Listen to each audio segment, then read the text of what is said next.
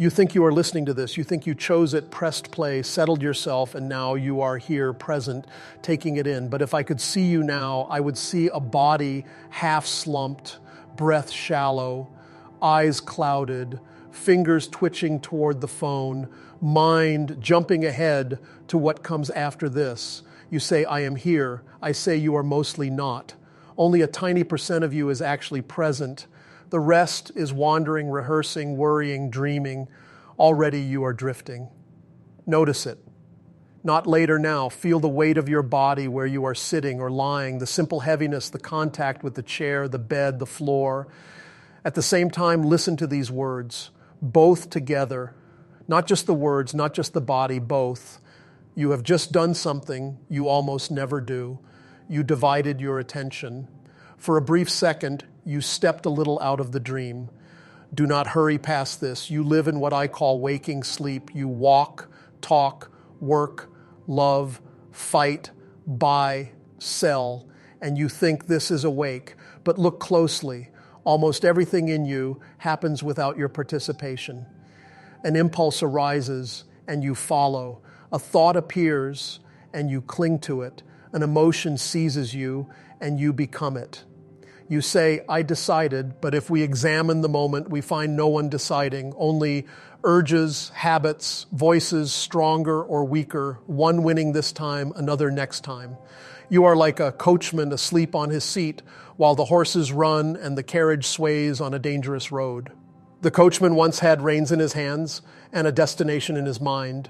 Now his hands are slack, the reins have slipped, and the horses are going wherever they like. That is your inner life. Sometimes the horses run toward work, sometimes toward pleasure, sometimes toward disaster. And the sleeping coachman mumbles, I chose this. No, it happened. It is happening. It will keep happening until he wakes up. Rise. Now, as you listen, a constant stream of impressions pours into you.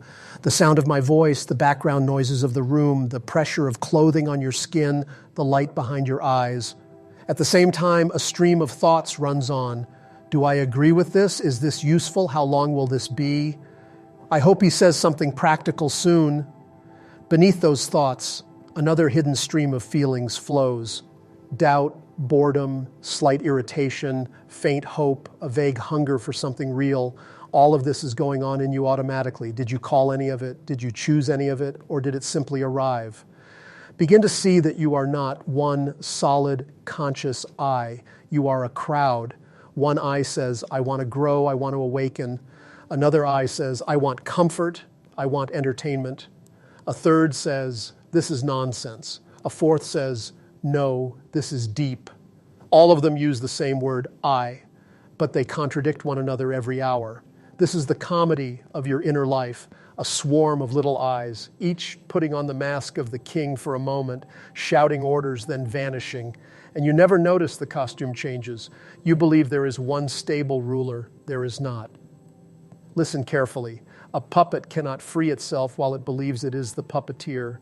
We will make this more concrete. Pick a small habitual movement you are doing now or often do unconsciously, tapping your foot, checking your phone, shifting in your seat, tightening your jaw, smoothing your hair. For a short time, decide not to do it. Do not clench against it. Simply observe the impulse when it arises and do not obey. At the same time, remember to feel your body, to hear these words, to say inwardly, I am here. Soon you will notice a kind of inner itch, a tension, a restlessness. The machine protests. This is unnecessary. Just scratch, just move, just check. There is a taste of slight suffering. If you can accept this without dramatizing, without giving in or building a heroic story, you are practicing voluntary suffering, neither obeying the mechanical habit nor glorifying yourself for resisting, just watching, bearing, present. Or take another example. You have a strong impulse to speak, to interrupt, to correct someone, to tell a story that makes you look clever. Instead of blindly following it, you remain silent and observe what happens inside. You may feel frustration, awkwardness, the fear of being invisible, the drop in your self-importance. This is suffering. If you endure it with awareness, you are not being oppressed by someone else. You are choosing to let an old habit burn in the fire of attention. something in you becomes freer. Conscious labor is the companion of voluntary suffering. It means doing what you are already doing, but with presence. Washing dishes, walking, working at a desk, speaking with someone, whatever life is bringing you, becomes an exercise. You add to it an inner task, to remember yourself, to feel your body, to observe your thoughts and feelings while continuing the outer action. You do not need special conditions. Your life is already full of material. Imagine you are walking down a corridor or a street. Usually you are lost in thought, fantasizing, rehearsing conversations. You do not feel the contact of your feet with the ground, the movement of your arms, the rhythm of your steps. Now, instead, you choose one short stretch, a few meters, a few seconds, as conscious labor. You feel your feet, your legs, your breath. You listen to the sounds around you. You say inwardly, I am walking. For that brief time, walking becomes a laboratory. The same outer action, a different inner quality. The machine will not like this. It will say, this is artificial, just relax.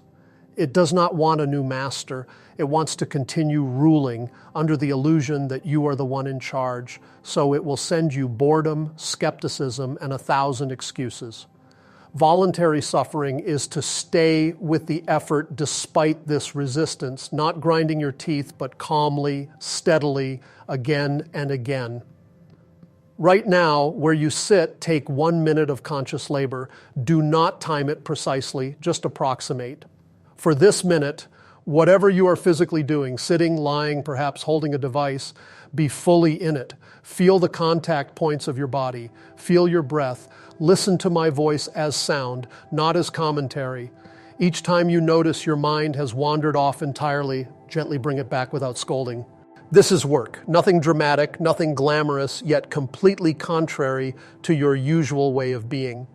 If you are sincere, you will discover that even 1 minute is difficult. Halfway through, you forget completely. Then you remember and see that you were gone. Do not be discouraged. This seeing is part of conscious labor. You are learning how weak your attention is, how quickly mechanical forces reclaim you. While this is humbling, it is also strangely strengthening. You are no longer lost in theories about yourself. You are discovering facts. Little by little, through such efforts, voluntary suffering and conscious labor begin to change something in the substance of your being. You become slightly more solid, slightly less easily blown away by every gust of mood or thought. You still fall asleep again and again, but you do not believe your sleep as much. You know, I am asleep, even if you cannot wake fully yet. This knowledge, when joined with real effort, is the beginning of liberation. Understand clearly, no one can do this work for you. No teacher, no system, no book, no video can wake you up. They can only bring shocks, reminders, exercises that you must apply yourself. If you only listen and nod, if you collect ideas and never practice, you remain exactly where you are, an intelligent machine, perhaps, but still a machine. If, however, you begin to observe, to remember yourself, to bear the discomfort of going against your patterns, then you start to become something slightly more than a machine. For now, it is enough if one part of you hears this and feels the seriousness behind it. Do not turn it into a grand resolution full of emotional fireworks that will burn out by tomorrow. Start with small, exact efforts. 1 conscious breath, 1 minute of divided attention, 1 moment of voluntary suffering when you do not escape a discomfort immediately. This is ho-kupis-hom. A slave, begins to discover the possibility of no longer being a slave. You have begun to sense that inner effort creates friction, and that this friction is not your enemy. Now we move toward a territory where movement itself becomes a language, not the careless movements you make all day, shifting, fidgeting, slumping, but movements shaped by intention. You think you know your body, but your body is a stranger. It moves without you. It responds to impulses you never authorized. It carries tensions you have forgotten how to release. It obeys ancient patterns written long before your conscious mind ever formed an idea. Sit quietly for a moment and observe your posture. Do not change it, simply see it. Is your spine collapsed? Are your shoulders carrying invisible burdens? Is your face pulled tight as if bracing for impact? Your posture is a physical confession of your inner life.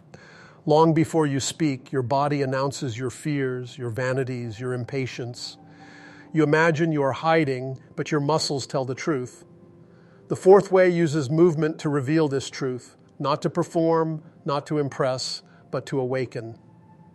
In the sacred dances I once taught, every gesture was a diagram of forces: affirmation, denial, reconciliation.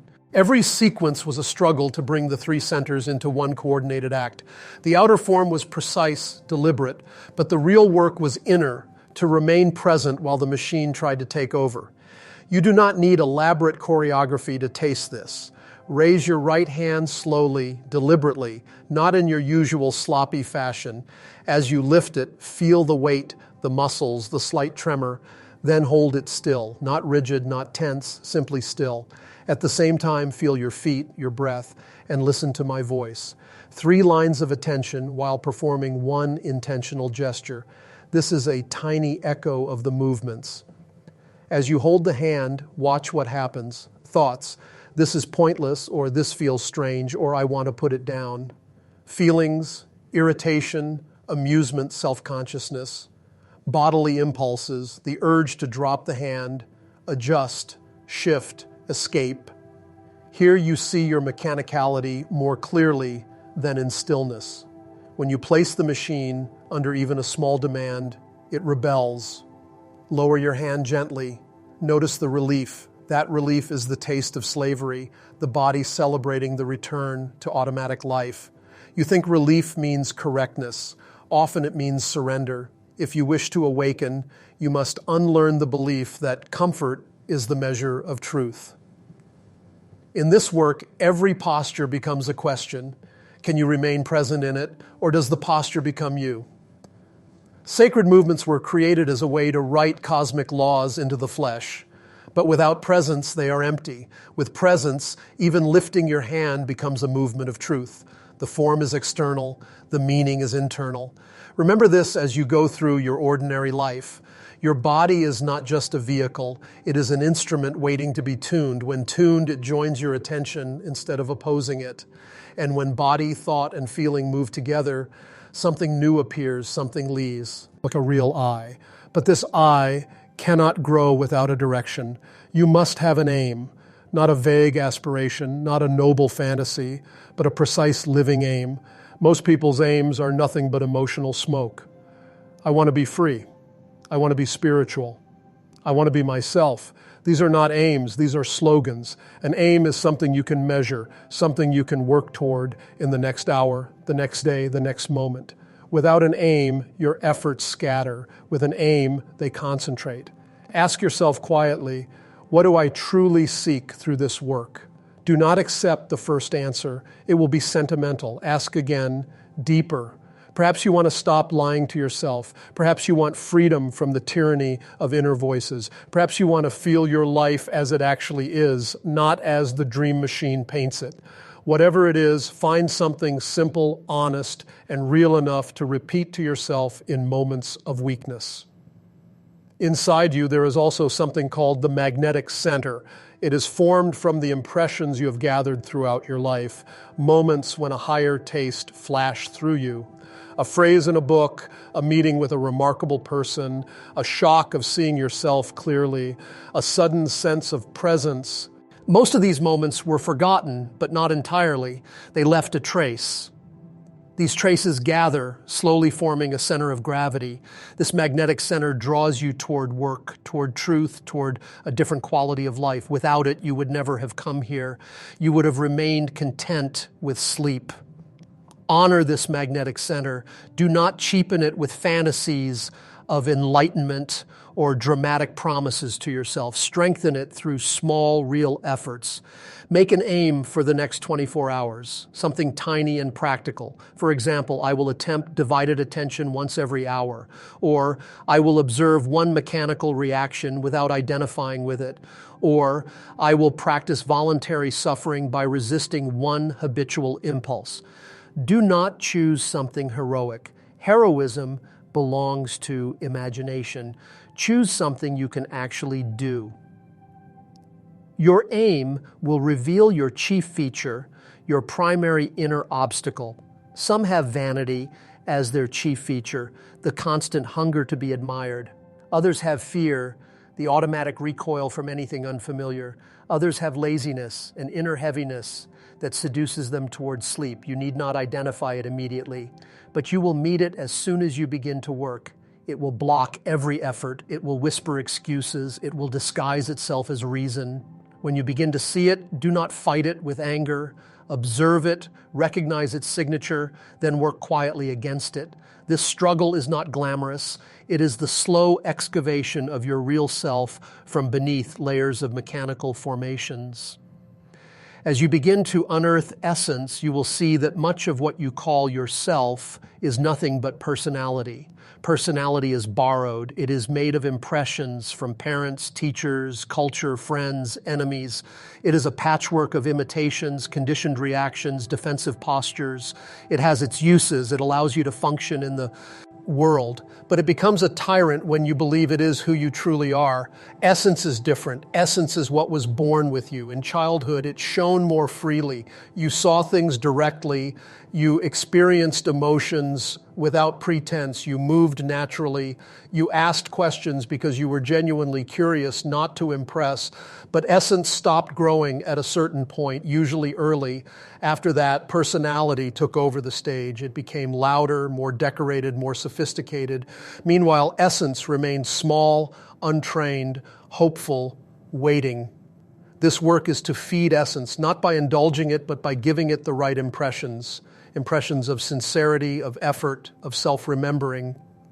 Every moment you observe yourself impartially, essence grows slightly.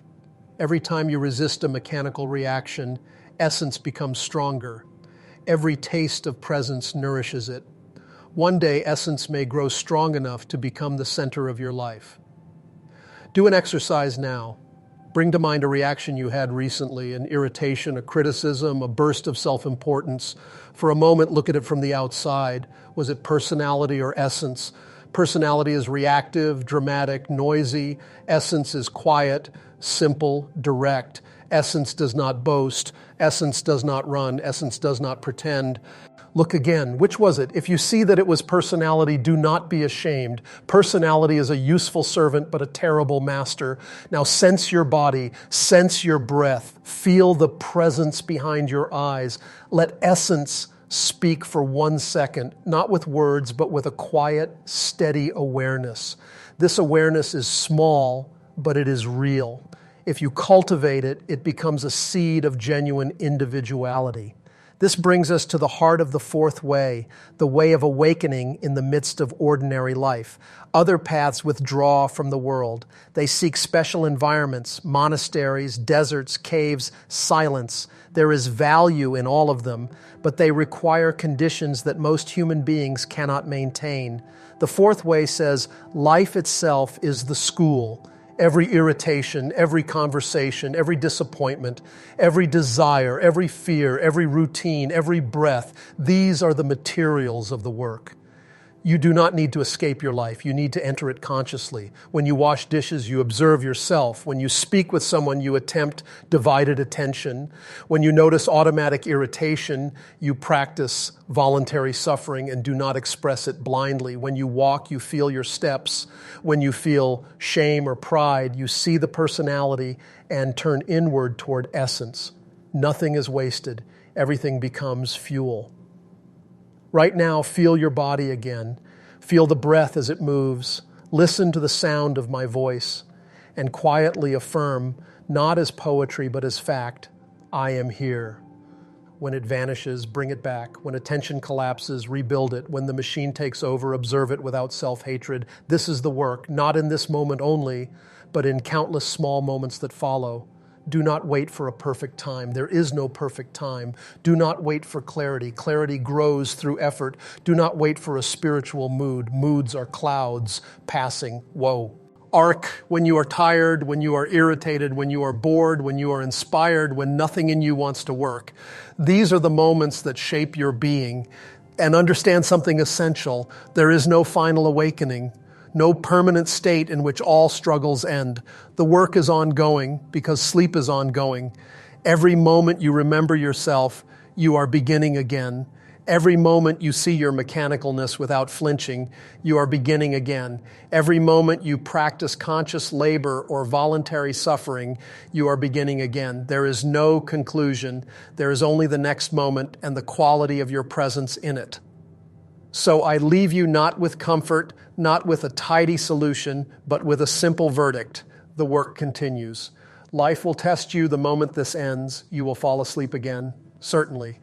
But you will also remember again, because now you have seen that remembering is possible. Begin again and again and again. This is the path. This is the necessity, not once, always. As long as you are convinced that I decide, I think, I feel, I control, you are perfectly obedient to invisible strings. To begin to awaken, you must endure a very bitter taste. The taste of seeing that you are mechanical. Not occasionally, not sometimes, but almost always.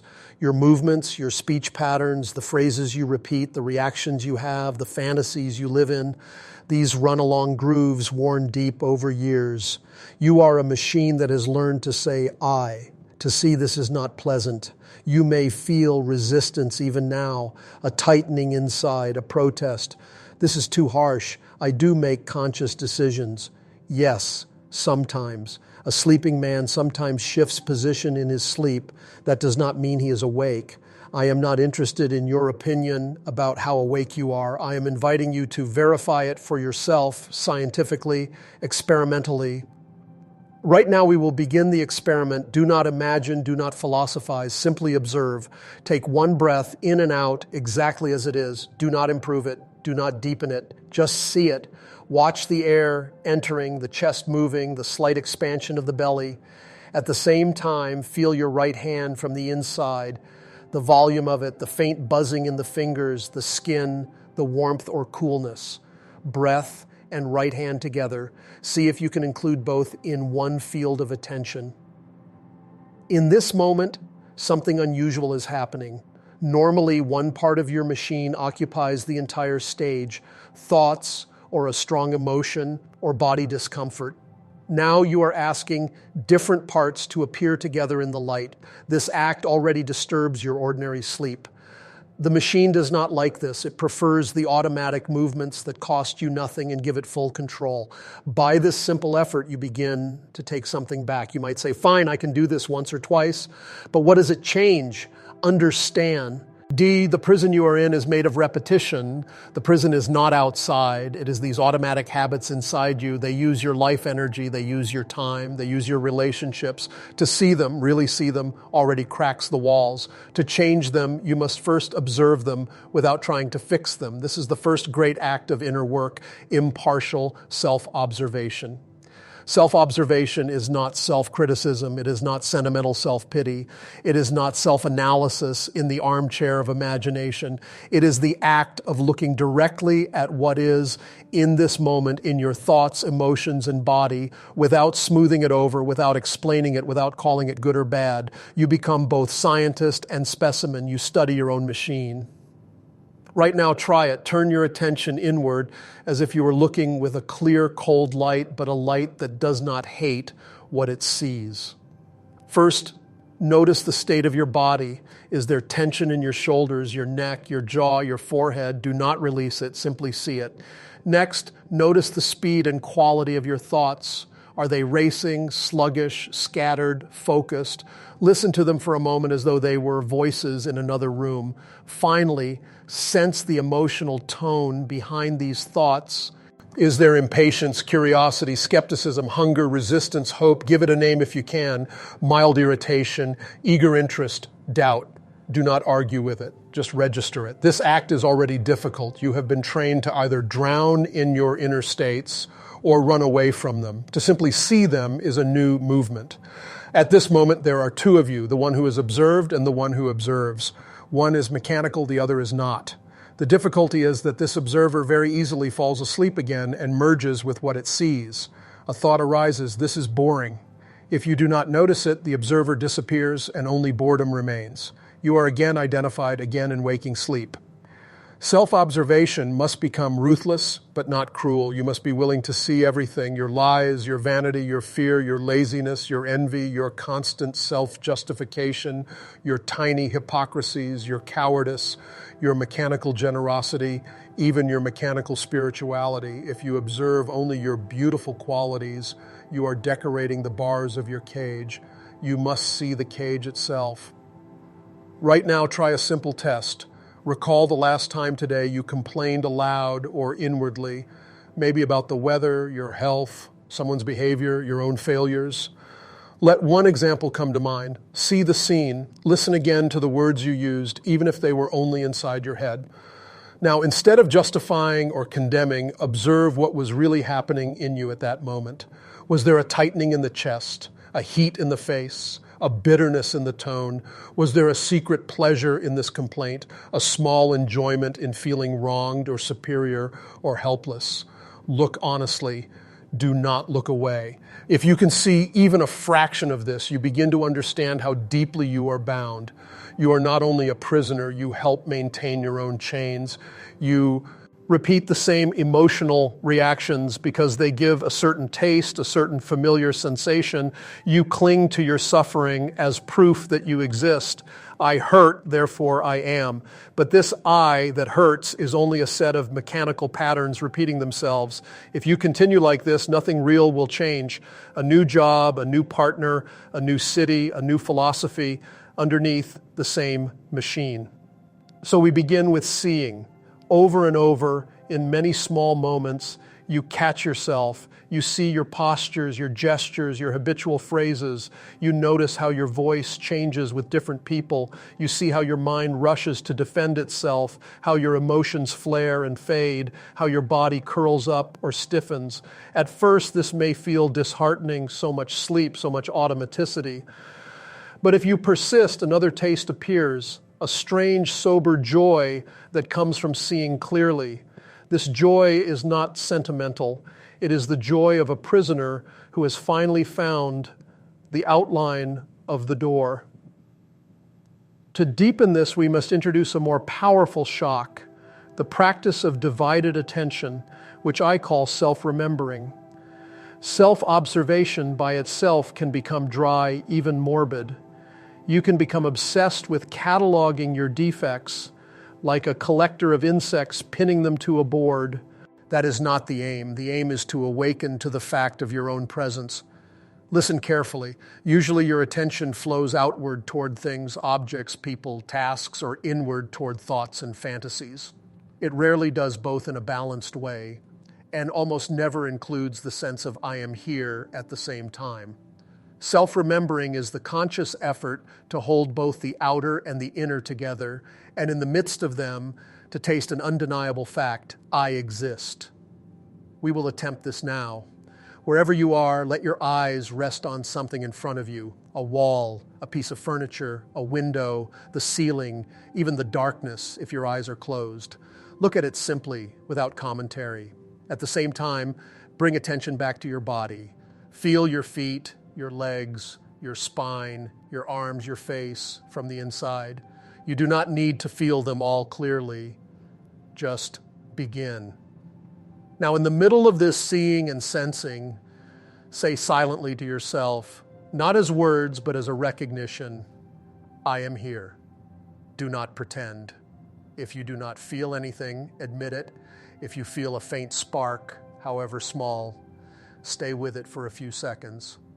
Outer object, inner sensation, and the sense of being there between them. This is divided attention. This is the first taste of self-remembering. It will vanish quickly. The machine will reclaim you. A thought will intrude. A sound will distract. A muscular discomfort will shout louder than this subtle I am. That is normal. Your whole life has trained you to forget yourself. You cannot undo this training in a few attempts, but you can begin a new training, one that leads out of slavery. Notice something else. When you briefly tasted I am here, your inner world became quieter. For a moment, your usual commentary faded. The endless judging and comparing fell into the background. There was a stillness. Even if fragile, this stillness is not emptiness. It is tout space in which real will can appear. Without such moments, you only react. With them, you can begin to act. Try again, but this time with more precision. Feel your left hand specifically, not as an idea, but as sensation, weight, temperature, subtle vibration. Keep some of your attention on the left hand. At the same time, listen to my voice. Do not drift into analysis. Stay with the sound itself, the rhythm, the pauses.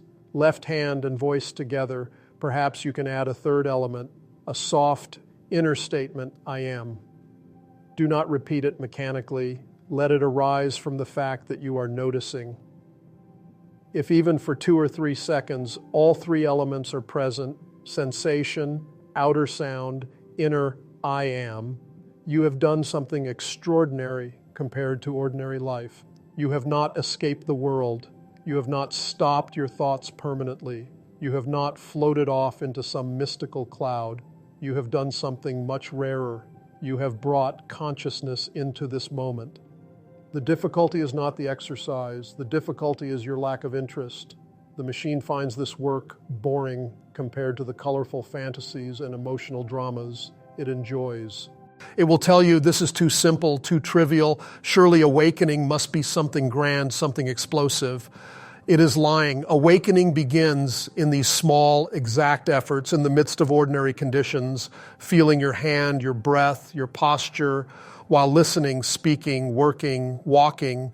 This is the path of those who wish to stay in life and not run away to caves and monasteries. You might ask, why is it so hard to stay in this state? Why can't I just decide to remain self-remembering all the time? Because you are divided inside. Your energy is scattered. One part wants to work, another wants to sleep. One part longs for truth, another fears it. Your body, your feelings, and your thoughts are often going in different directions. In such a condition, attention is weak, easily hijacked by whatever is loudest or most habitual. Begin to notice this division. For instance, imagine you decide, I will remember myself while I drink this glass of water. You take the glass, you feel its texture, the coolness, the motion of your hand, your throat swallowing. For a moment, you are present. Then suddenly, a thought about a message, a memory, an irritation steals your attention. You find the glass empty and realize you have been absent for several sips. Your intellectual decision was not supported by your emotions or your body. The 3 centers were not aligned. So do not be surprised when you fail. Expect to fail often. The point is not to succeed in staying present for long stretches yet. The point is to develop the taste of presence and to begin seeing, factually, how easily you lose it. Each time you catch yourself gone, that seeing itself is a small awakening. It is as if you are in a dark room, and each moment of self-remembering is a brief flash of lightning showing the furniture. You cannot yet live in continuous daylight, but you can have more flashes. Right now, let us create another flash. Sit as you are, but make one small change. Straighten your spine as if a thread were gently lifting the top of your head. Relax your shoulders without slumping. Let your face loosen slightly, especially around the mouth and eyes. Now feel the whole vertical line of your body from the base of the spine up through the neck to the top of the head. At the same time, feel your breath. At the same time, hear these words. There are now 3 lines of attention. Hold them for as long as you can, even if only a few seconds.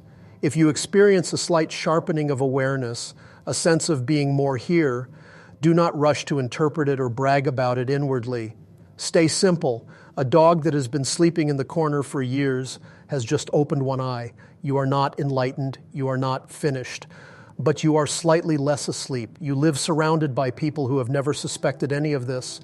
They move from one mechanical identification to another, from anger to distraction to craving to fear, and they call this my life. You are beginning to suspect that there could be something else, a different quality of being within the same circumstances. This suspicion, if nourished by practice, becomes a magnetic force.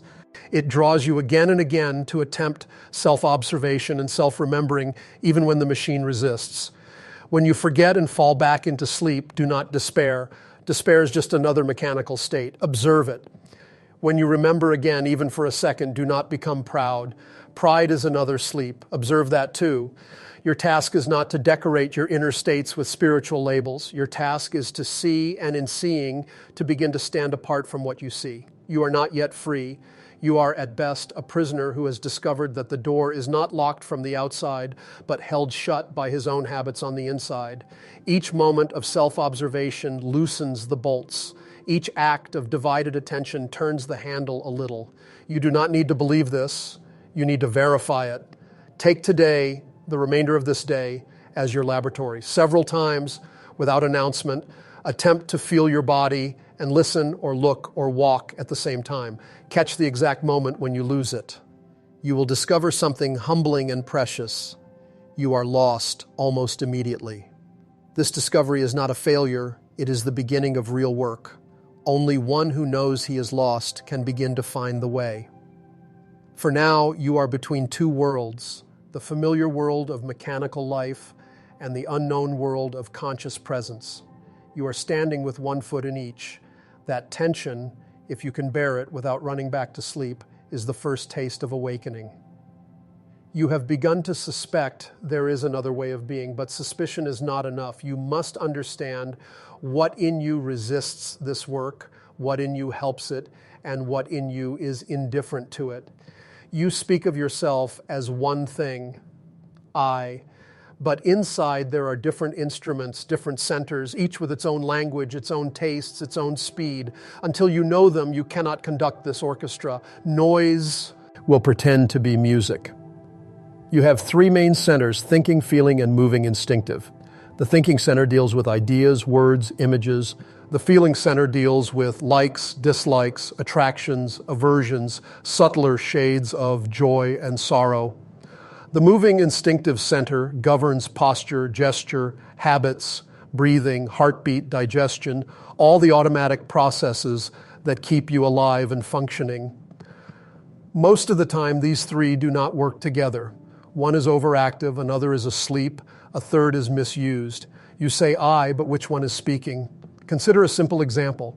The thinking center decides, from tomorrow I will rise early and observe myself. It constructs plans, schedules, strategies. It feels quite pleased with itself. But the moving instinctive center has spent years building the habit of late nights and heavy sleep.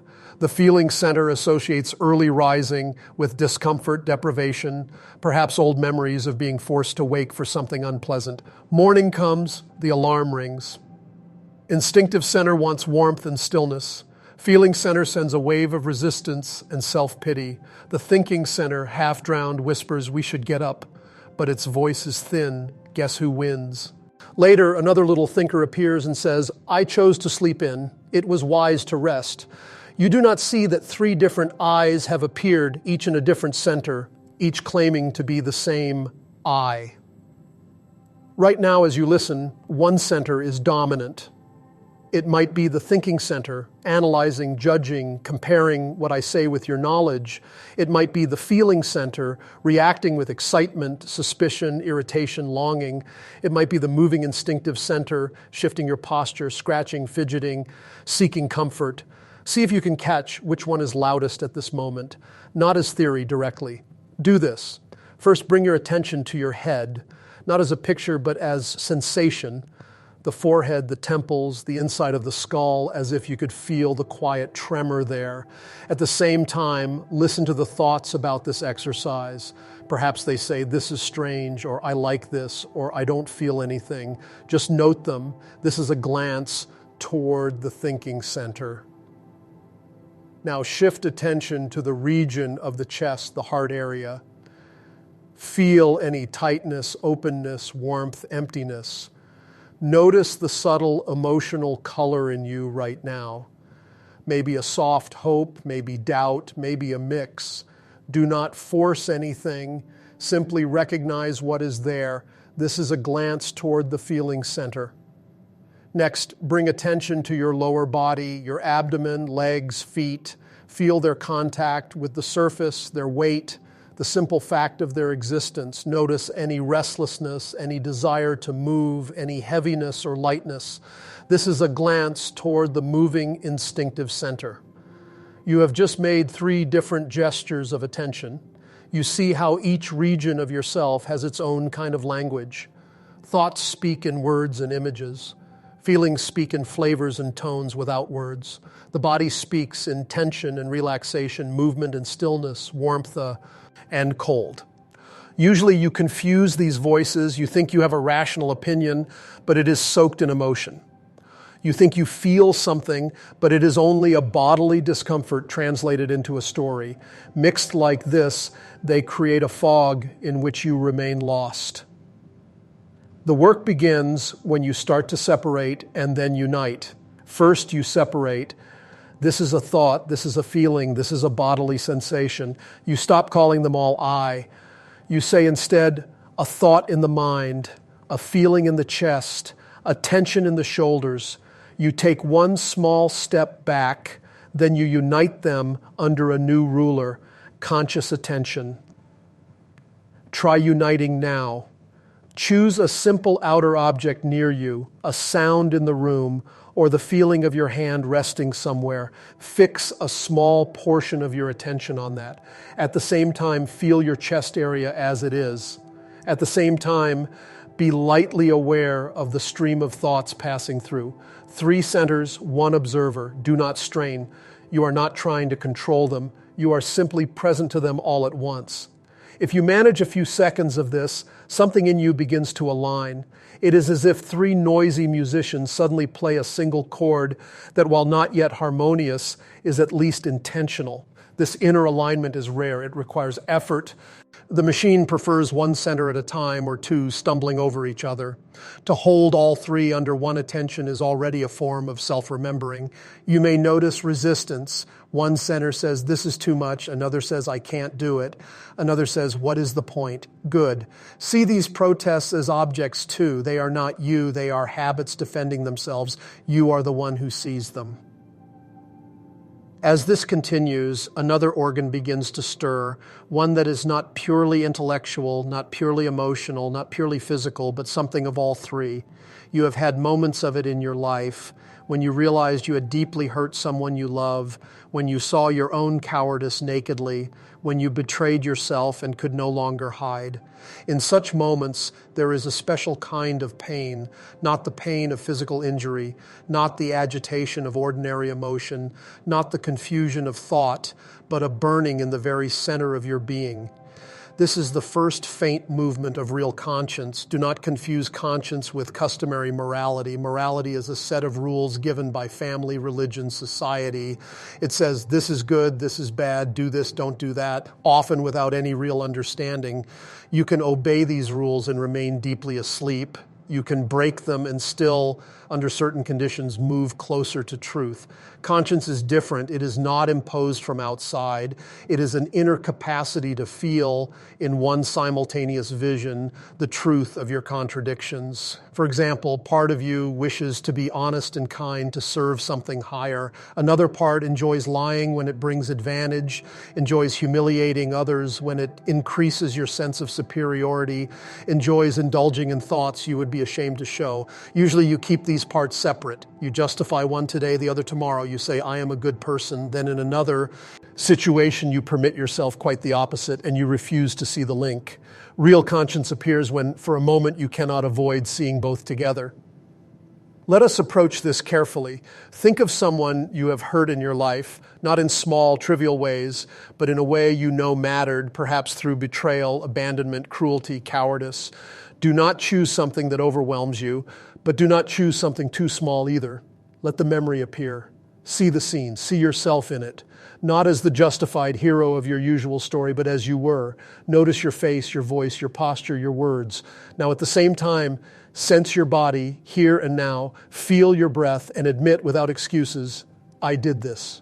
If you allow this to land, even for a moment, you may feel a particular soreness inside, as if your heart and stomach and mind were being squeezed in a single hand. You may want to quickly escape into explanation. I was young. They deserved it. I didn't know better. It's over. Resist the urge to escape. Do not torture yourself with guilt. Do not wallow in self-hatred. That is only more sleep. Simply remain with the bare fact of your action and its consequences as far as you can see them. This quiet, unsentimental pain is a whisper of conscience. It is not against you. It is for you. It is an inner fire that, if you stay near it without dramatizing, begins to burn away illusions. It shows you that you are not what you like to imagine. It reveals your capacity for both cruelty and love, for both lie and truth. This is unbearably uncomfortable for your personality. It seeks always to be the hero in its own play. Conscience does not allow this simple comfort. It demands that you see yourself as you are. Now think of a moment when you failed yourself, not others, when you acted against your own deepest sense of what was right for you out of fear, laziness, vanity, or the desire to be liked. Again, do not choose something too enormous. Choose something you can bear to examine. See the moment, see the fork in the road where one path led toward courage and another toward safety, and see which you took. Admit, I did this. Feel what arises. This is not an invitation to beat yourself. It is an invitation to stop lying to yourself. As long as you lie, you cannot grow. Conscience is the inner sense that refuses to accept the lie, even when every other part of you wants to. But conscience is buried under layers of noise. You silence it with distractions, with entertainment, with justifications, with numbness. You put it to sleep because when it awakens, it disturbs your comfortable image of yourself. In this work, we wish to awaken conscience and keep it awake. Not to torture ourselves, but because without its light, you cannot distinguish real from unreal. Without conscience, your spirituality becomes just another costume, another way to feel superior, another game. With conscience, every attempt to remember yourself becomes serious, honest, grounded. You feel the weight of your mechanical life, not as an abstract idea, but as a direct sensation of, I am a sleepy, and it has consequences. To remain near conscience is a form of suffering, not the accidental suffering that life brings, illness, loss, humiliation, but a chosen suffering, the suffering of seeing. You voluntarily remain in front of your contradictions without fleeing. This is what I call voluntary suffering. Together with conscious labor, intentional effort, it forms the fuel for real transformation. Observe how you usually relate to suffering. A discomfort appears, physical pain, emotional distress, mental anxiety, and immediately you move to escape. You distract yourself, you blame someone, you drown in self-pity, you justify, you rush to seek pleasure to cover it. In this way, your suffering is wasted. It becomes food for mechanical patterns that strengthen your sleep. Voluntary suffering is different. It is not seeking pain for its own sake. It is not self-punishment, not masochism. It is the refusal to run away from the discomfort that necessarily arises when you go against your mechanical habits, when you attempt to remember yourself, to tell the truth, to act contrary to inertia. You will feel friction. This friction is valuable. It is heat that can crystallize something in you if you do not throw water on it with excuses and indulgences